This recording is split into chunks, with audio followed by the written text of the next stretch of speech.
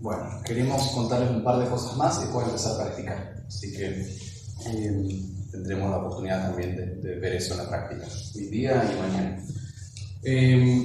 Yo me conozco Montevideo y ayer Angie me pasó este mapa de Montevideo. Una forma posible de entender eso de la metáfora narrativa y lo que nos interesa, entender la identidad como territorio, pero que está representado solamente en ciertos mapas. ¿Ustedes ven acá Montevideo? Una parte. El mapa no es del territorio, el mapa es una representación del territorio. La cartografía del mundo representa al territorio, pero nunca ningún mapa se puede representar a la totalidad de este territorio, ¿no? Todos los aspectos que pueda tener. Y los mapas no son inocuos, los mapas, como decía Angie recién, tienen efectos muy concretos. El mapa que ustedes me entreguen de Montevideo en muchos sentidos va a moldear mi experiencia por esta ciudad. A dónde camino, a dónde no camino, a qué museos voy, a qué museos no voy, qué parques están más visibles, qué parques menos visibles, ¿no? Entonces no se trata acá de que alguien pifió en el mapa, sino que el mapa históricamente han sido construidos desde cierto lugar, sirviendo a cierto poder en el mundo. Sabemos muy bien hoy día que los mapas de Latinoamérica y de África han sido construidos de forma que les sirvió a la colonización europea, ¿no? No sé si llegaron a ver estos mapas que hablan del territorio europeo en comparación con el latinoamericano, como lo describieron los europeos o como lo describen hoy día. No sé si llegaron a ver uno de estos. Perfecto. Entonces, los mapas son políticos y de esta forma también las historias son políticas. Las historias que contamos moldean nuestra experiencia, tienen efectos muy concretos y son efectos políticos. Esta es una cita de Carolina. Asumimos que como seres históricos estamos situados en un lugar y época determinada, y lo asumimos como un hecho relevante, porque los problemas de las personas dependen del contexto donde están inmersas. Los contextos alimentan los problemas, ahí se reproducen y perpetúan.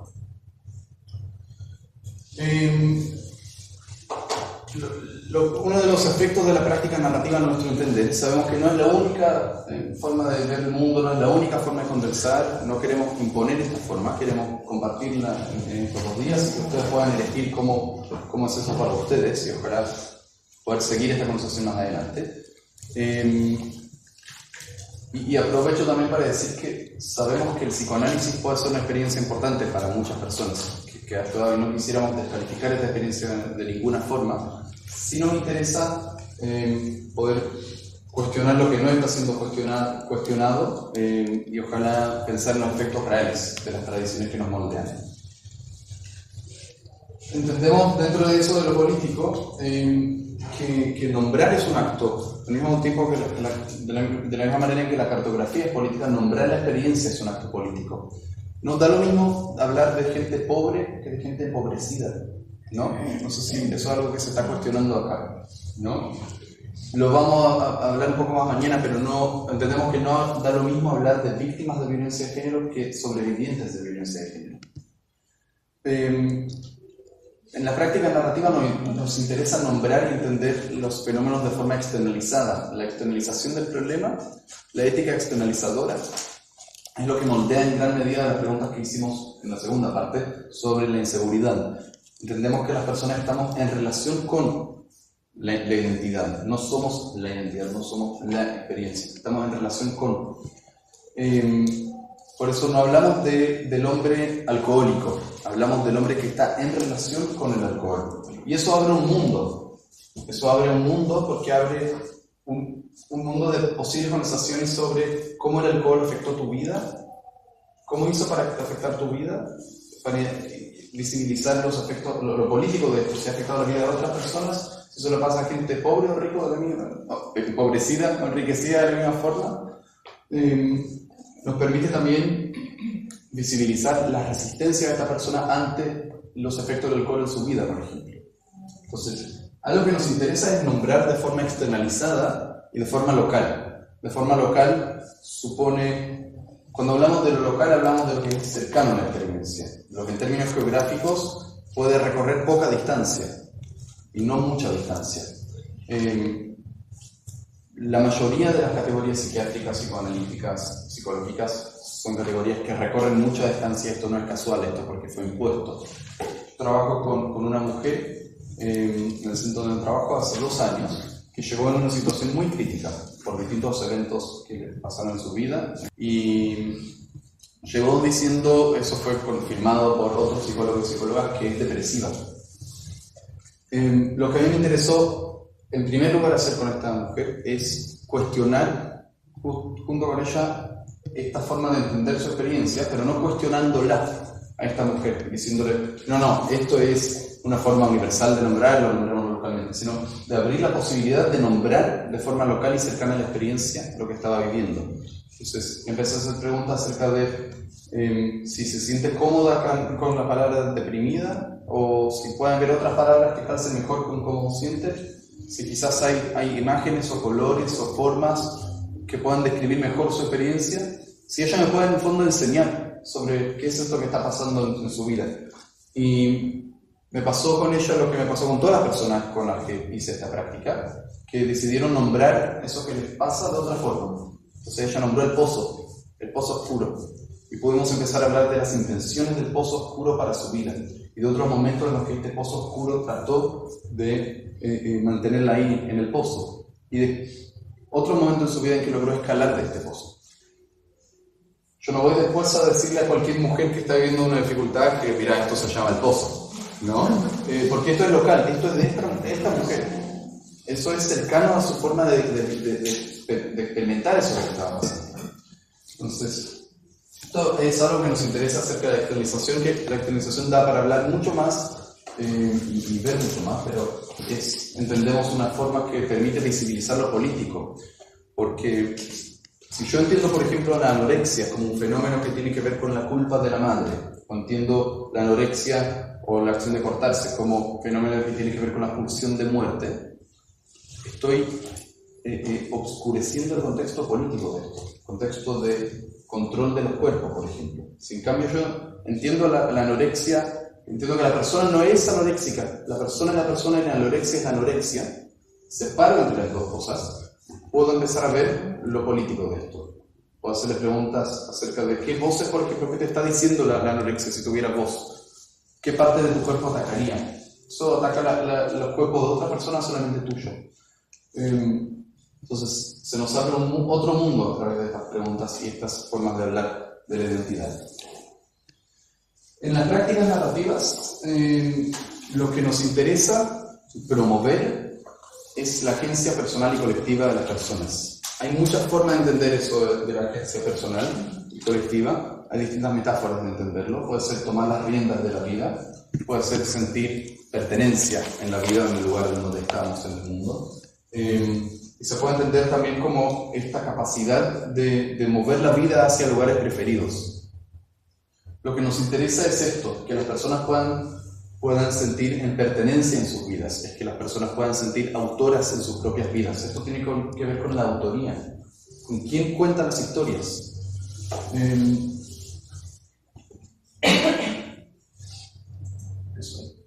Lo que escriben mucho me hace sentir muy importante, pero capaz que hacen la lista de compras para mañana, no sé. Si quieren, le pasamos igual a la diapositiva, no hay problema, de estos 2 días, así que tranquilas. Otra de las... Todo esto da para hablar mucho más y ojalá podamos interesarles en conocer esto mucho más a fondo y ver qué implicancias podría tener esto en sus prácticas, sean las que sean. Otra cosa que nos interesa y que son como cuestiones a la base para las prácticas narrativas es la ética de la colaboración, en oposición con la ética del control. Entendemos que la ética de la colaboración tiene que ver con los saberes locales de las personas, con suponer y guiarnos por la idea de que las personas son expertas en sus vidas. Que las expertas, por ejemplo, en el fenómeno que nombramos como anorexia, que podría tener otros nombres, son las personas que viven los efectos de la anorexia. Yo no puedo, por demás títulos que tenga, entender esta experiencia del mundo. Necesito de los saberes de las personas para entender esto. Entonces, esta ética nos invita a colaborar con las personas en la construcción de nuevos relatos, de nuevos significados, pero necesitamos de los saberes de las personas. como personas que nos dedicamos a las prácticas narrativas, entendemos que tenemos habilidades, saber, experiencias en ser indagadores, indagadoras, en ser investigadores, investigadoras. Esta es nuestra posición. Es mucho más parecido a la posición de la antropología, porque tiene que ver con hacer emerger los saberes de las personas. Como un rol más de co-investigación, como invitar a las personas que investiguen sobre estos problemas que están en sus vidas y acompañar como co-investigadores con las formas de preguntar que tenemos, más que nada. Esa sería como la acción. En las prácticas narrativas no nos interesa cambiar un relato por otro, nos interesa cambiar el relato malo por el relato bueno. Tampoco trabajamos para ver el medio vaso lleno. Trabajamos para enriquecer relatos. Trabajamos para enriquecer los mapas que tenemos de este mundo. Podríamos usar esta metáfora. ¿Hay alguien acá que es inmigrante? ¿De otro lado de Uruguay, aunque sea? No. Yo también soy inmigrante. Y los inmigrantes acá sabemos muy bien que cuando cambiamos de territorio, el otro territorio no se borra, ¿no? Sino que cambiamos nuestra posición en el mundo. Y que cuando nos movemos de territorio, nuestra experiencia es distinta. Se abren ciertas opciones y se cierran otras. Nuestra intención acá nunca es cambiar un relato por otro relato. Nuestra intención es enriquecer el acceso a las personas a otros relatos de su vida que puedan llegar a ser relatos preferidos. Tampoco nos interesa en este sentido cualquier historia subyugada, cualquier evento no contado. Nos interesa contribuir a la construcción de relatos preferidos, en el sentido de que puedan tener que ver con lo que las personas esperan y sueñan para sus vidas, con la autoría de las personas en sus vidas. Voy a decir unas palabras más y ahí vamos a la práctica. Un principio que nos mueve en estas prácticas es el principio de la influencia descentrada. La influencia podemos entenderla en relación a si somos influyentes o no influyentes en la construcción de nuevos relatos. En este trabajo no nos entendemos como neutros o neutras. Jamás entendemos que estamos en un lugar neutral. Nuestras prácticas siempre tienen efectos muy concretos para la vida de las personas. Sea el empeoramiento, sea la cristalización de las categorías dominantes que han tenido lugar, sea posiblemente ser cómplices con el abuso, desde un lugar de profesional, ser cómplices con el abuso o la injusticia que está viviendo esta persona. No nos mueve la idea de ser neutrales, objetivo, nos mueve la idea de ser influyentes. Influyentes en el sentido de la construcción de otros relatos posibles en el mundo. Pero haciendo esto de forma descentrada en el sentido que no estamos centrados y centradas en los saberes profesionales. Cuando yo hablo con una persona, no estoy centrado en cómo el complejo de Edipo moldeó los síntomas en el resto de su vida. Esto sería ser centrado en un saber dominante y supuestamente verdadero sobre la identidad de esta persona. Tampoco estoy centrado en cómo sus neuronas funcionan. Puede estar centrado en sus saberes acerca de la vida, en sus saberes locales, en sus estados intencionales, aquellos estados que pueden ser historiados, se puede entender así, como valores, habilidades, sueños, propósitos, compromisos, etc. Entonces, la influencia descentrada tiene que ver con las relaciones de poder.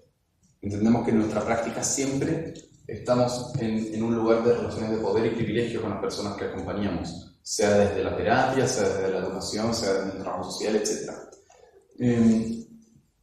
Y eso tiene que ver con asumir esta posición de privilegio y poder, ser influyentes en relación a la construcción de nuevos relatos, pero descentrados en relación a qué saberes son protagonistas. Todo esto nos propone la tarea de no tener una uniescucha, sino una multiescucha. En las prácticas narrativas nos nombramos la doble escucha. La doble escucha supone eso que dijo antes Sanchi, que no hay ningún relato que pueda abarcar la totalidad de la experiencia. Siempre hay eventos que quedan afuera, que podrían llegar a ser, a través de la construcción de significado, que es una habilidad que entendemos que todas las personas tenemos, a través de la construcción de significado, podrían llegar a ser otras historias. La doble escucha nos da la tarea de escuchar y darle lugar y legitimidad al relato dominante. está bien hablar del relato dominante. Tampoco estamos hablando de no darle espacio o de que no sea importante.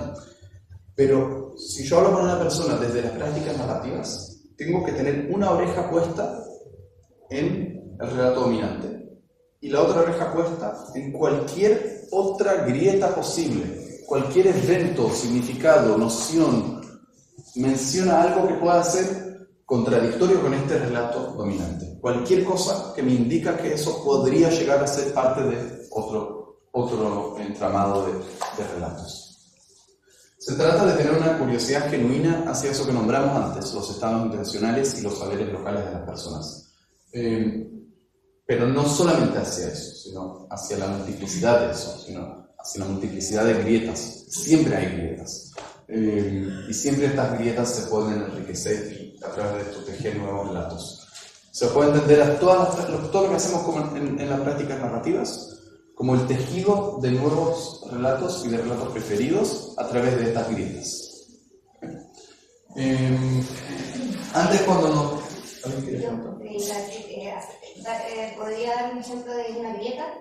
Sí, después voy a contar un ejemplo de una mujer que acompaño y voy a mencionar exactamente qué hice, cuáles fueron las etc. Pero si pienso en esta mujer que nombró el pozo, por ejemplo, ahí en la misma sesión que tuvimos, pudimos identificar varios eventos que no encajaban con las conclusiones de ser deprimida, fracasada, mala madre, etc. Me nombró un viaje que hizo a Uruguay, de hecho, en contra de la opinión de toda su familia.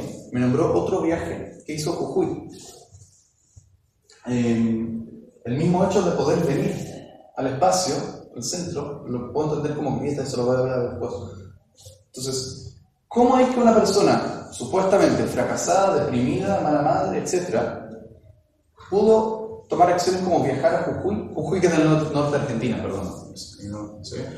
Tomar esto de viajar a Jujuy, o poder viajar a Uruguay, ¿tiene que ver con ser deprimida o fracasada? ¿O podría tener que ver con otras conclusiones de identidad?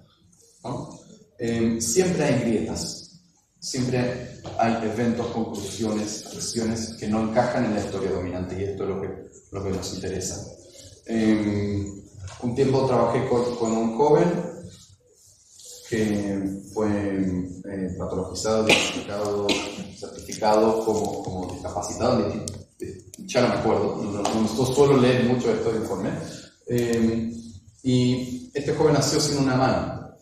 Y luchó gran parte de su vida en contra del bullying de otras personas, luchó gran parte de su vida, todavía supongo que está luchando contra este discurso de la discapacidad. Y habló siempre de cómo se siente mal, y se siente mal con su cuerpo, y nunca se siente guapo, y nunca puede como andar tranquilo, y como que siempre siente que lo miran, etc. Y en la primera conversación nombró algo acerca de ir a la playa y lograr sacar la remera en la playa. Ahora, si yo no estuviera muy atento a esta noción de doble escucha, probablemente seguiría de largo ahí. Pero pude parar y pensar, ¿esto tiene que ver con la discapacidad o esto tiene que ver con otra cosa? ¿Cómo fue posible que esta persona tomó la acción de en la playa sacarse la remera? ¿No? Entonces hay un mundo de historias. Hay un mundo de historias y de esfuerzos y de resistencias y de personas que tienen que ver con estas resistencias, etc. Hay muchos ejemplos de grietas que entre mañana y hoy vamos a nombrar, identificar. Pero esto es lo que nos interesa en las prácticas narrativas, es identificar estas grietas. Fíjense cuando nos presentamos acá al principio, como con qué categorías nos presentamos. ¿A través de qué cosas? Nombre, trabajo, profesión, o si estudiamos o no. Viendo todo esto anterior, voy a suponer que esto no es la totalidad de su experiencia en el mundo, ¿no? Fíjense cómo nos presentamos en este contexto a través de estas coordenadas. ¿Qué estudio? ¿Cuál es mi nombre? A veces se da también la presentación de la edad, ¿no? Porque suponemos que en los contextos de talleres, por ejemplo, hay cierta forma de presentarse. Voy a valer en relación a mi estudio, por ejemplo. Entonces podemos entender la narrativa como eso, ¿no? Como suponer que cuando alguien se presenta, esto no puede ser que sea la totalidad de su identidad.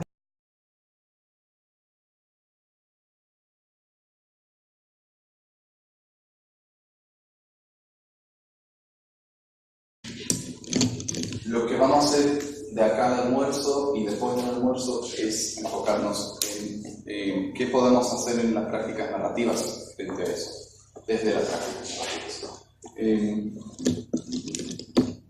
Yo les voy a compartir algunas ideas, algunas prácticas, algunos ejemplos, pero antes que esto es bien importante para mí tener algunas consideraciones respecto de esta clase. Yo entiendo que cuando hablo de cualquier cosa, pero particularmente del tema de la violencia de género y prácticas narrativas, yo no hablo de esto solo. Esto no es un mérito propio mío. Estas explicaciones que yo voy a dar, estas prácticas que les voy a compartir, tienen que ver con toda una historia relacional en mi vida, que quiero tener presente acá y honrar. Tiene que ver con mis viejos y con sus consideraciones acerca del género y la violencia, tiene que ver con la escuela donde crecí, tiene que ver con profesores y tiene mucho que ver con las mujeres que he tenido el honor de acompañar. De hecho, toda esta clase la pensé más que en cómo hablar correctamente de las prácticas narrativas en relación a la violencia de género, cómo poder compartirles lo que a mí me ha nutrido en mi trabajo y lo que las mujeres que estoy acompañando me pudieron decir que les resultó importante. Desde ahí quiero hablar, no desde ninguna experticia, ni desde un lugar como cerrado, terminado. Estoy más bien empezando un camino en estas prácticas y seguramente el año que viene, en 2 años, en 5 años, podría mirar este video y decir, no, ¿cómo dije esto? ¿Cómo pensé lo otro? Y es algo que quiero tener presente. Eso le dije. También tener presente esta noción de interseccionalidad, pero no solamente en el análisis político que podemos hacer de las condiciones de las personas que acompañamos, sino en la misma relación de poder que existe entre nosotros y las personas que acompañamos, sea en educación, sea en terapia, sea en donde fuera. Esto es muy importante para las prácticas narrativas y ahí la mirada interseccional también es importante porque son como veredas que se cruzan. El tema de relaciones de poder no se agota con ser hombre o mujer, ¿no? O pobre y rico. Hay toda una red ahí que se cruza y que queremos tener presente. Tener muy presente cuando acompañamos personas también, recordando que lo que suele pasar, por menos la forma en que yo lo he entendido hasta ahora, es que lo que hacen estas canchas de las que habló Angie, es que las personas que estamos en los lugares cómodos no podemos ver cuando pisamos a otras personas. Es como este espacio, dice Carolina, nuestra colega y profa, es como el espacio en el auto, cuando en el espejo del auto hay un espacio que no vemos, ¿no? Y ahí es donde con más facilidad podemos pisar a personas. Hay formas de hacernos cargo de esto. Más adelante hablaré un poco de algunas ideas que a mí me han servido, pero primero es tener la noción, tener la convicción de que cuando hablo con alguien estamos en una relación de poder y desventaja, desventaja, que tiene que ver con muchas categorías de relaciones de poder, ¿no? Profesional, no profesional, hombre, mujer, joven, adulto, color de piel, heterosexismo, etc. Así que también quisiera, y creo que justamente los hombres que nos dedicamos a este trabajo, tenemos que desarrollar no solamente prácticas para aprender a responder, sino también desarrollar nociones críticas con nuestra forma de ser hombres en el mundo. De contribuir también y de comprometernos con llevar a la práctica en nuestra vida cotidiana, privada, que no entendemos que es distinta que en nuestra vida profesional, los aprendizajes que podemos tener de las personas. Más adelante hablaré de algunas de estas.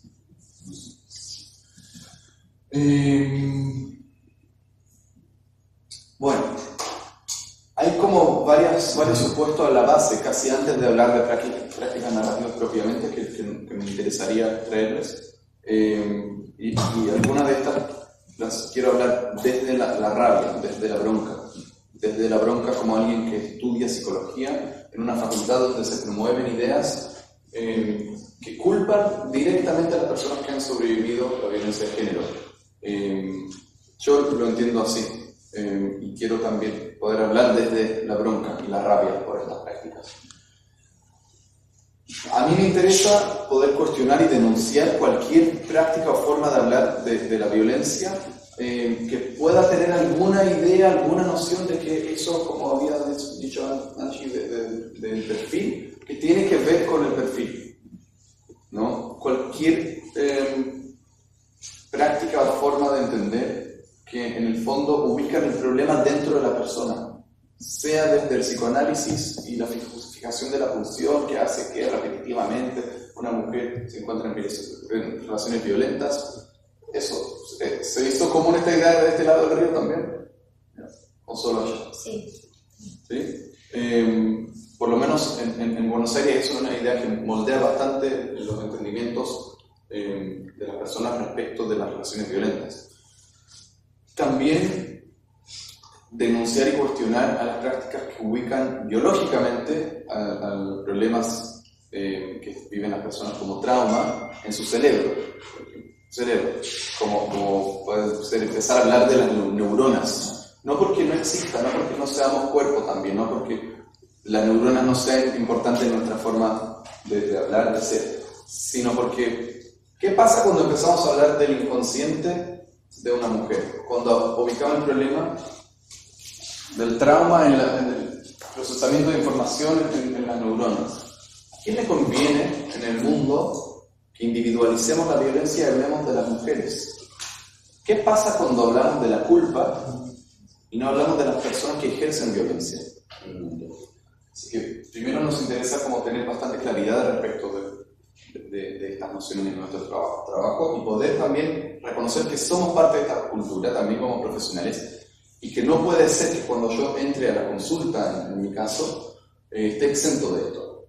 Tengo que tener mucha responsabilidad con poder identificar cuándo estas ideas se pueden meter en mi trabajo, agarrarlas y ahí mismo quemarlas, no dejar que influyan, que moldeen mi forma de accionar o entender con las personas.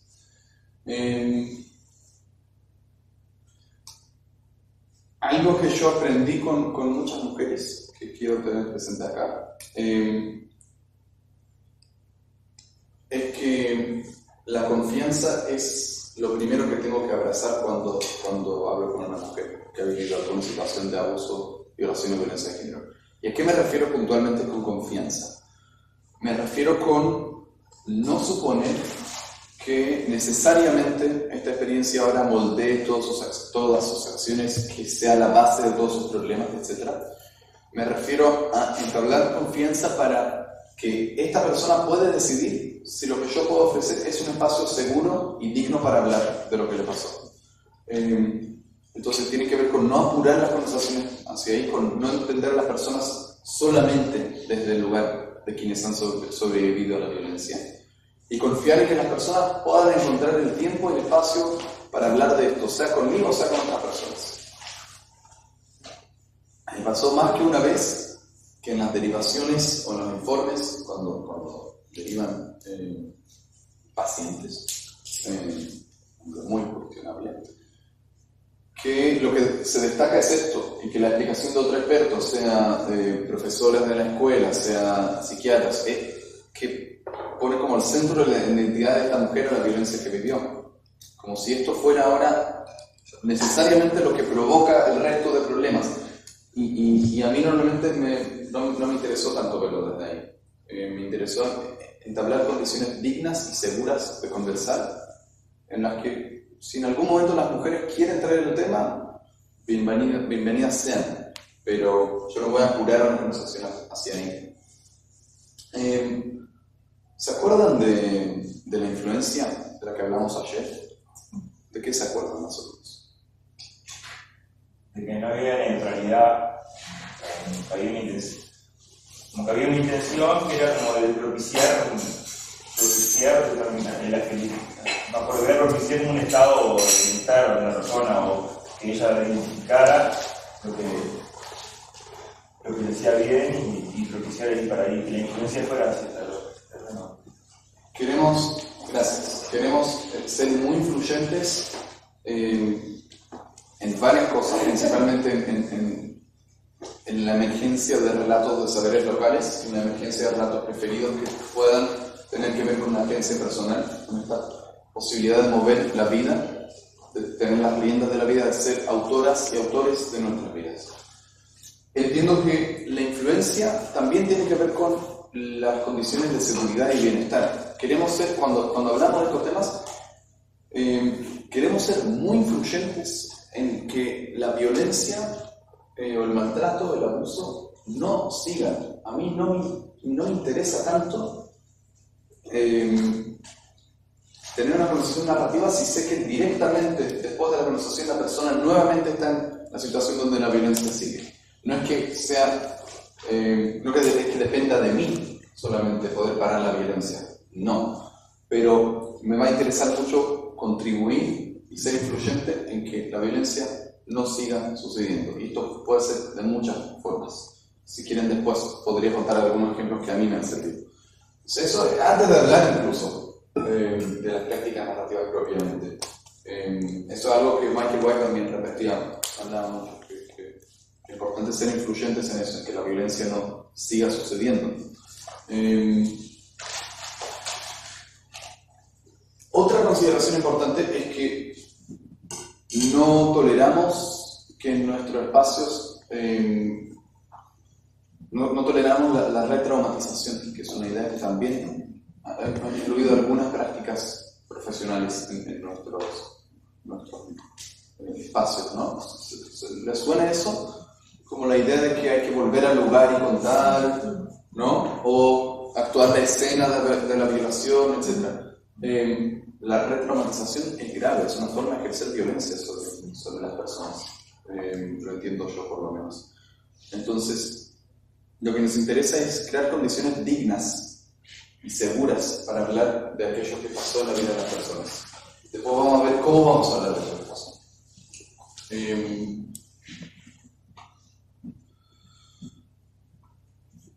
Eso es muy importante. Quería dar como algunos ejemplos más puntuales. Hacernos cargo de las relaciones de poder y privilegio en las que nos encontramos cuando hablamos con personas.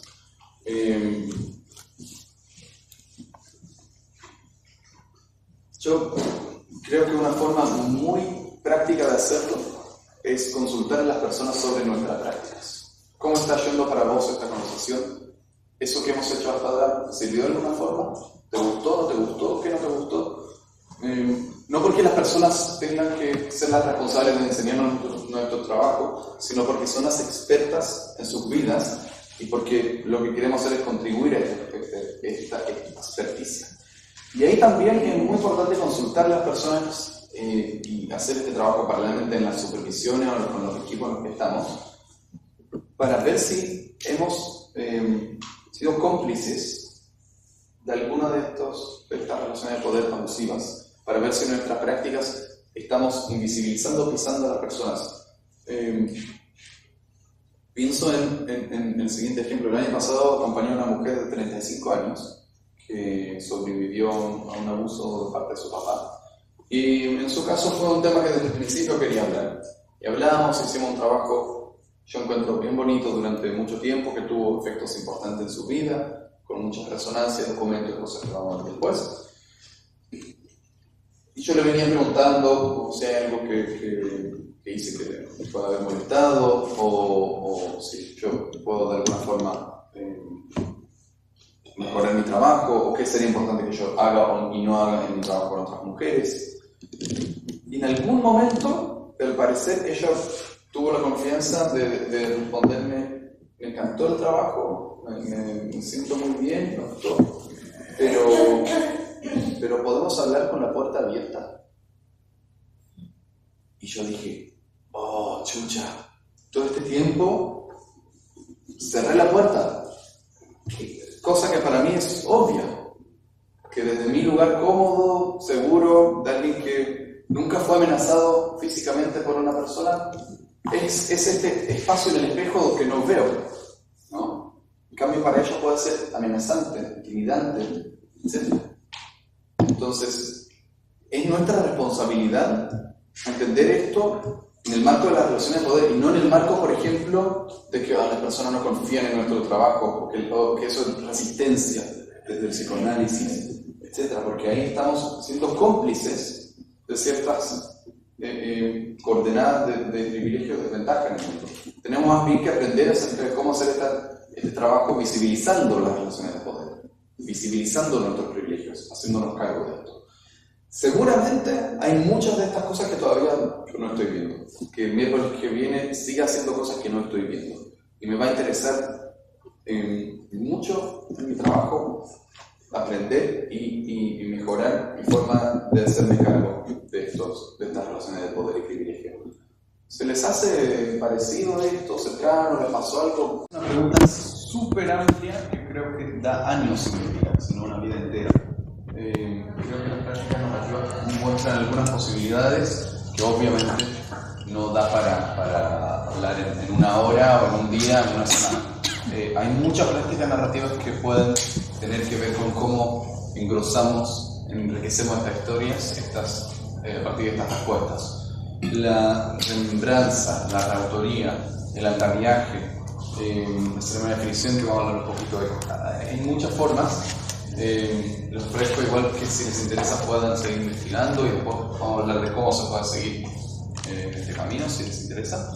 Hoy me voy a concentrar en algo que ha sido súper útil e importante para mí en el trabajo, que son las ceremonias de definición y particularmente las resonancias.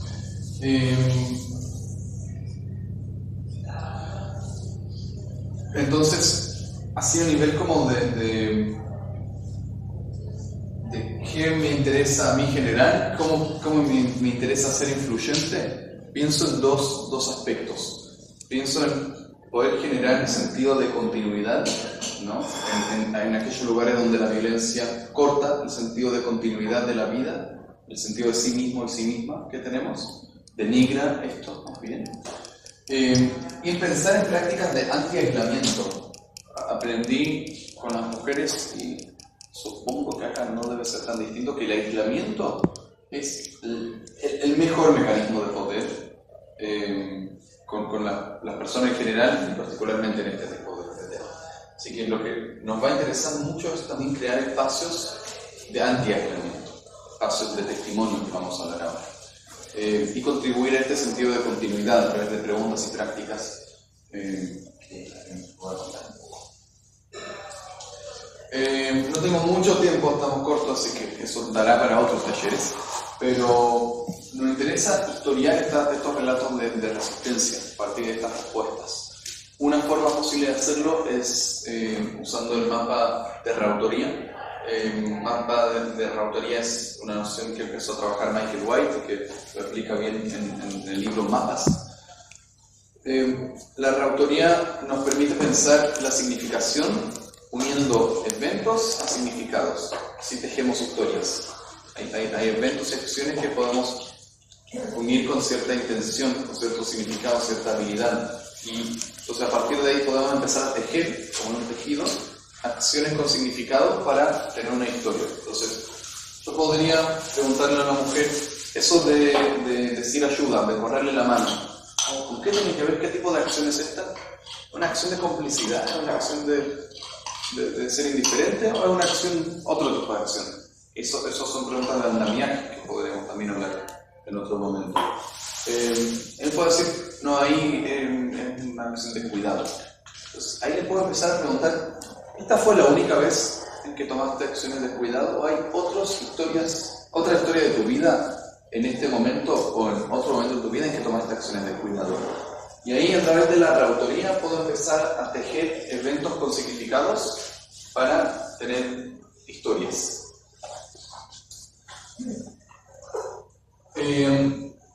Otra noción importante, todo esto es así como muy breve y da para charlar mucho más, pero una noción que a mí me ha interesado desde lo que en prácticas narrativas llamamos lo ausente pero implícito, lo ausente pero implícito de las respuestas, de la experiencia, pensar en que estas respuestas siempre cuidan algo implícitamente, que quizás no está siendo visibilizado o expresado de forma clara, pero está cuidando algo. Muchas veces,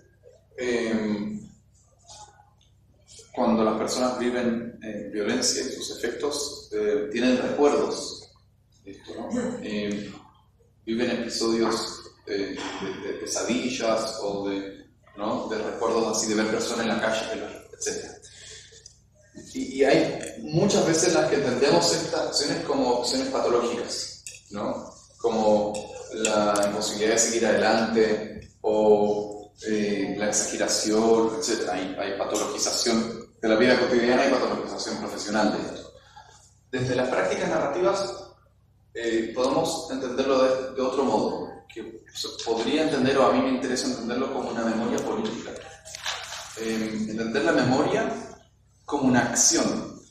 ¿Qué pasa si entiendo el recordar como una acción activa, no solamente pasiva de las mujeres, en este caso, que han vivido violencia, sino con algo activo que están haciendo frente a eso, con algo que podríamos llegar a visibilizar como una toma de posición frente a eso que les pasó? Entonces ahí podemos hacer algunas preguntas, vamos a escucharlo en el audio, sobre la memoria, sobre la acción de recordar, ¿no? Podemos pensar a quién en el mundo, por ejemplo, y me pasó muchas veces que mujeres al principio hablaran de querer olvidar, y de no poder olvidar, y de sentir que son exageradas, o etcétera, por no poder olvidar lo que pasó y ellas quieren seguir con sus vidas.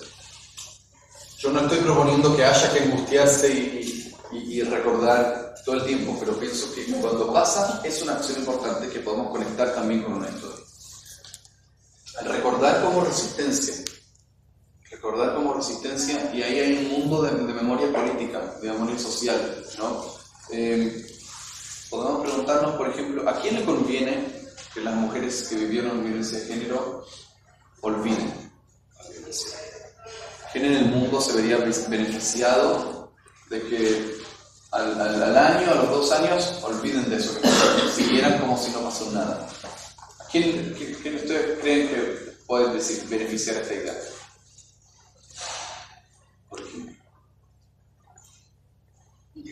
Uno podría pensar que solo al que ejerció la violencia, pero en realidad generalmente es a todos los que están involucrados de forma cómplice a veces, a todos los que son los ámbitos de interacción a veces más cercanos a la persona, ¿no? Y de alguna manera es como con esto de tampoco tener que hacerse cargo. Sí. Entonces, como esto ya pasó, generalmente uno ve que no es solo una persona, sino que hay una complicidad para ese olvido, para ese no enunciamiento, para seguir manteniendo ciertas estructuras. Entonces, eso es algo que podemos visibilizar o cuestionar o pensar con las personas también. Por lo menos a mí me ha nutrido mucho esta noción de pensar que hay respuestas del durante y hay respuestas del después. El recordar también es una respuesta del después, porque mantiene el contacto con cosas que sería grave que se olvidaran simplemente, ¿no? Entonces eso da para hablar mucho más, y es muy justo con las ideas, la forma que lo estoy presentando. Pero por la brevedad del tiempo me voy a enfocar en la noción de resonancia y testimonio. En las prácticas narrativas tenemos la idea de la práctica de ceremonia de definición. La ceremonia de definición es una idea que Michael White empezó a trabajar a partir del trabajo de una antropóloga social que se llama Barbara Meyerhoff, que unía a distintas personas de una comunidad en Estados Unidos y tenía como prácticas que tenían que ver con el testimonio de las historias. Entendemos que las historias que contamos, nuestra identidad, se construye a través de lo que dijimos ayer, ¿se acuerdan? Eventos en secuencia, eventos ligados con significados, una secuencia a través del tiempo. Y eso no sucede en el vacío, tampoco sucede individualmente, esto sucede en la relación con las personas, en el testimonio. con los documentos, ¿no? Entonces la creación de historias performativas no tiene que ver con la enunciación en el vacío ni la enunciación individual. Que yo diga y actúe como hombre, eso tiene que ver con un mundo que me valida ciertas acciones, que me da testimonio de ciertas formas performativas de ser hombre, por ejemplo, ¿no? Entonces, a partir de esta idea podemos pensar en crear espacios de testimonio para enriquecer y engordar aún más y compartir historias preferidas, pensando que no nos alcanza con que de forma individual, por ejemplo, en el ejercicio de la terapia, solamente hablar uno a uno y enriquecer historias preferidas y después chao, sino que podemos tomar acciones para ser más influyentes aún, y eso puede ser a través de ceremonia de definición. La ceremonia de definición, David Epstein habla de que son ceremonias de dignificación, y es una noción que me interesa, como ritos de dignificación de la vida de las personas. Eso es en contrapuesta con los ritos de degradación.